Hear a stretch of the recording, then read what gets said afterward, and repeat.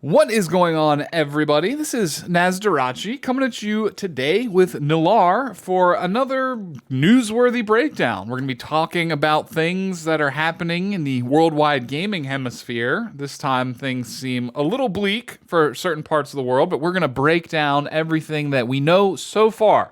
Again, this is a very early report. Things may change and evolve over time. And of course, we will keep you updated. So if you're new around here, consider hitting that subscribe button so we can see you again on future uploads. But yeah, we're here today to talk about some very controversial new gaming laws that are being introduced in the People's Republic of China. They have limited minors' ability to play games, mostly online games, but they are putting in some pretty draconian laws that really affect minors and gaming, which will have a much larger impact on the gaming hemisphere as a whole. So I'm going to let Nolar take the floor here for a little bit. Why don't you explain some of the most important bullet points that we'll be going over here? Yeah, sure, of course. Thanks for introducing that. So right now, today, it's August 30th, a Monday. They reported that to strengthen, the minds and bodies of their youth, which is very important to them, the People's Republic of China has decided to restrict people under 18 to playing 1 hour a day from 8 p.m. to 9 p.m. on only Fridays, Saturdays, and Sundays. And for the entire week. So they've got 3 hours to play games. That's it. Now, if there's a public holiday, they can also play for 1 hour as well at the same time, 8 p.m. to 9 p.m., which is mind-blowing, to just say the very least. With this news, it's been expanded upon because there was some rules before, so I will mention that real quick. Previously, China had limited under 18-year-olds to 1.5 hours on any day and 3 hours on holidays under the 2019 rules. That also included the weekends as well. And it required an actual real name and phone number in order to log in so they could log your time and then kick you off when you're done. And that was back in 2019. So today, on late August in 2021, they've announced that, look, we're clamping down harder, and that's where it is. So it's been kind of crazy because in China they have analogs to what we have here in the West. They don't have Twitter, they have Weibo, and some people in Weibo is saying this is so fierce, I'm utterly speechless. And people are unsure of how they're going to enforce the logins because, theoretically, if kids want to find a way, they can find a way and get a login from another friend or from a parents or something like that. But yeah, this is pretty crazy. And this has huge impacts around the world in terms of, gaming companies in China and outside of China. And basically that may have a huge impact on us over here in the West and what we're going to do. And that's something we can explore in a little bit. But based on the news here, Nas, what is your thought on all of this? Initially, I had kind of a knee-jerk reaction that this was just very totalitarian, and it seemed, really suspect, just basically kind of like more restrictive control of their population. But after I read through a few more articles, it kind of seems like it's more in line with preventing kids from getting too deep into gacha games almost, or at least online games that have the option for you to see something you really like and end up spending a whole lot of money. You mentioned that they're going to have basically an ID to log in, which is kind of scary. I know in the initial system, like you mentioned, it was only like a name and phone number to basically prove who is who and differentiate adults from kids. But it seems like under that system that it'd be fairly easy to spoof that information, right? And to kind of fake it till you make it and just play anyways if you're a minor. So this new system seems to be a little bit more draconian. You mentioned facial recognition that Tencent was considering putting in. So yes, that to me is kind of scary, only because that implies a great level of privacy invasion if you're worried about China in particular, with the social credit system. They all of a sudden decide you're playing too many video games and they just dock your points on your ability to interact in regular day-to-day life because of it. that type of stuff is pretty scary to me. But under the assumption that this is mainly trying to tackle the youth getting too deep into gacha games, it doesn't really seem that bad, because realistically, and again, I believe even Mutahar pointed this out in a tweet, that there's no real way to stop somebody from, buying a PS5, or even if you want to go further back, like an N64, and popping that cartridge in and playing for 8 hours a day, right? They have no way to stop you from enjoying a more robust offline experience. So, again, I don't really like it. It seems very totalitarian to me, because it will prevent you from playing just normal games, even like PUBG or something like Escape from Tarkov, Call of Duty. I know PUBG is very popular over in China.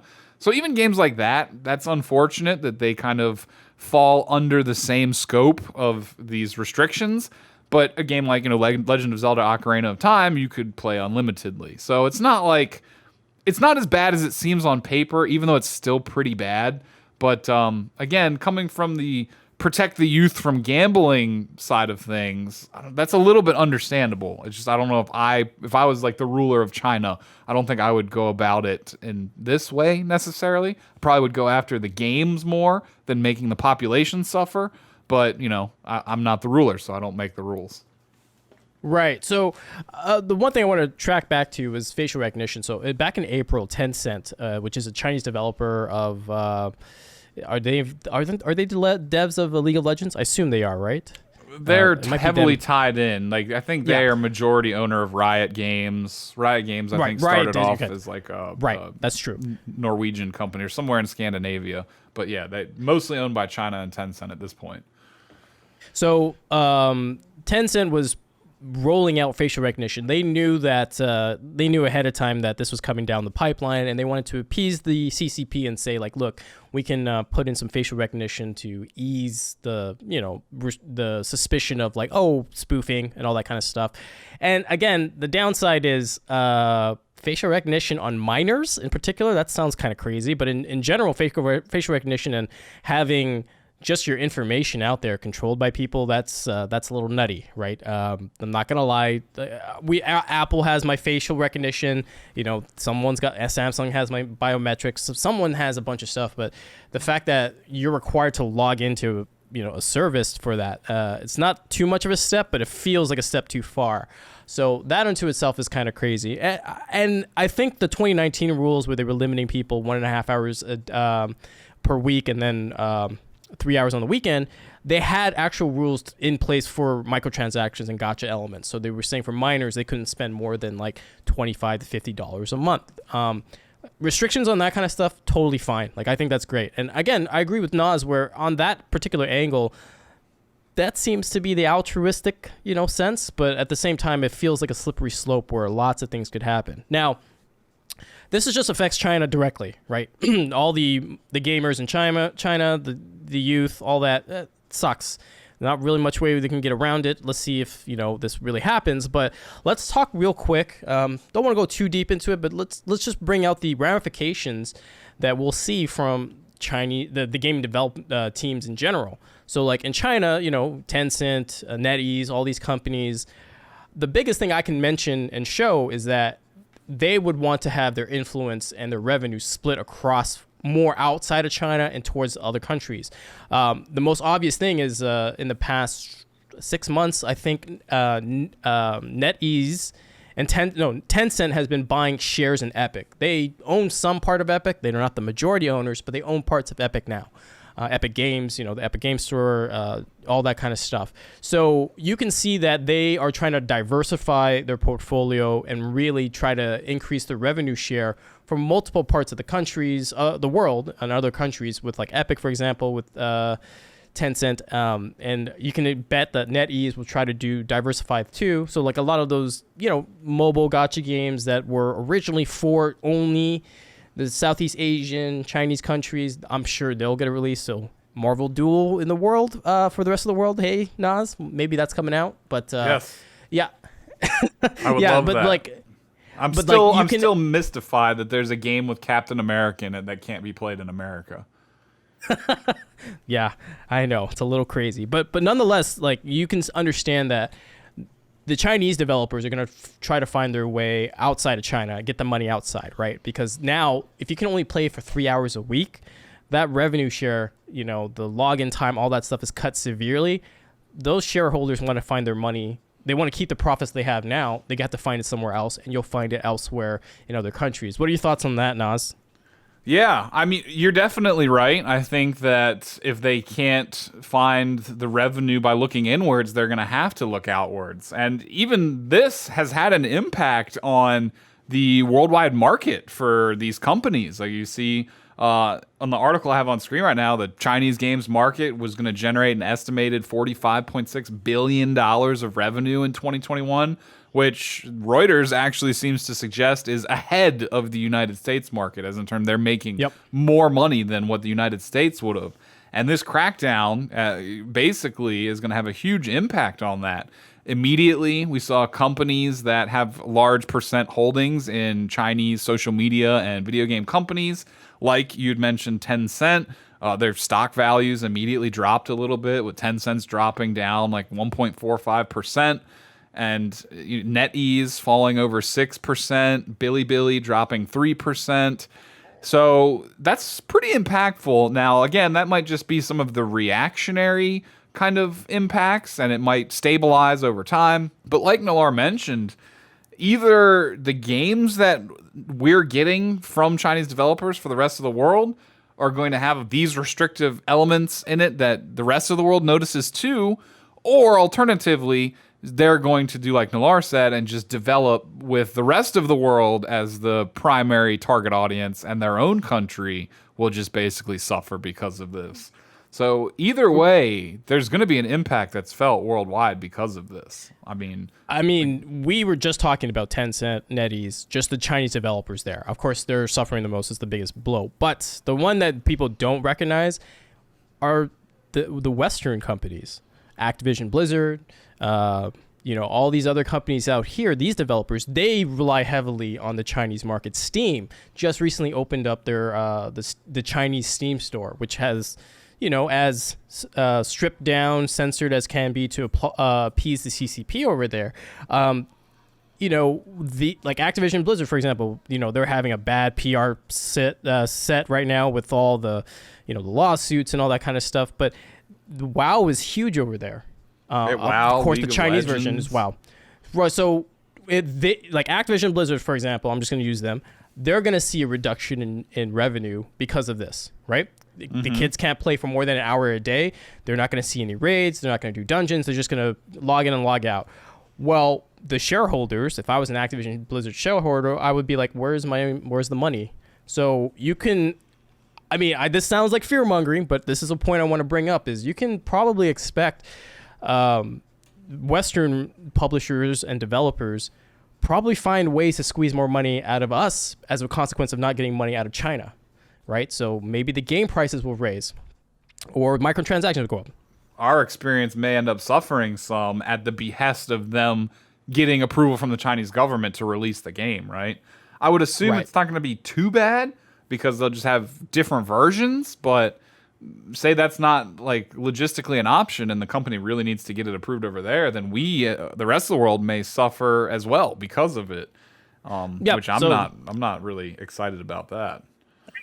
No, I know, because over in China, they don't like blood. They don't like skeletons. It's like, where's the necromancer for D2, right? Or D4 or whatever. So, but my main point is that, like, the Western developers and publishers, they're going to feel the squeeze as well. It's not going to be right away, but they're going to feel the squeeze, and they're going to need to find ways to, make up the revenue somewhere. And to me, the easiest way to make a revenue is just to increase the prices over here. So maybe that $70 game is no longer $70. Maybe it's now $80, and that $10 expansion pack is now $15 to $20 to compensate for the loss of the Chinese revenue. So that's one possible thing. Lots of other things could happen too. There could be some positives out of it, but I don't know. Even Bandai might feel this some, because it's gonna, like, games like Dokkan are not gonna fly. Like, who's gonna play Dokkan when you can only play it an hour a day? You're not going to make any progress in a game like that. Or even, I believe they released a mobile RPG game that was region specific to China. Like, America didn't get it.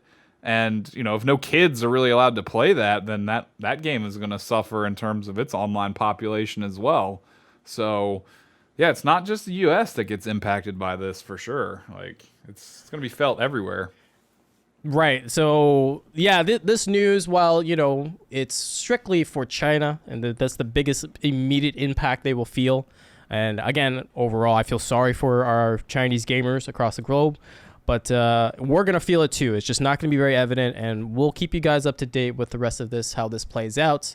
I know we're going to be, some of the other guys have some interesting video essays they want to approach on this topic, but if you are interested in that kind of stuff, be on the lookout for our channel, sub to us, leave a comment, like all that stuff, so we can get this discussion going, because this is a pretty impactful thing that's happening for gaming in general today. So with that said, anything else, Nas? No, I think you pretty much handled the outro for me. Like Nolar mentioned, you guys, if you enjoy this type of content, be sure to not only sub on YouTube, but follow us on Twitter. We do tons of announcements there for up-and-coming content and streams. And if you enjoy the video, consider hitting the thumbs up on it. Help spread it out on YouTube, maybe get it in front of more sets of eyes. We supremely appreciate everyone who takes the time to watch our content, to check everything out, and to interact with it by leaving a comment down below. So until next time, until this news develops more, I think we can put a fork in it. I think we're done here. I think it's cooked and ready to go. Thanks a lot, everyone. Peace out.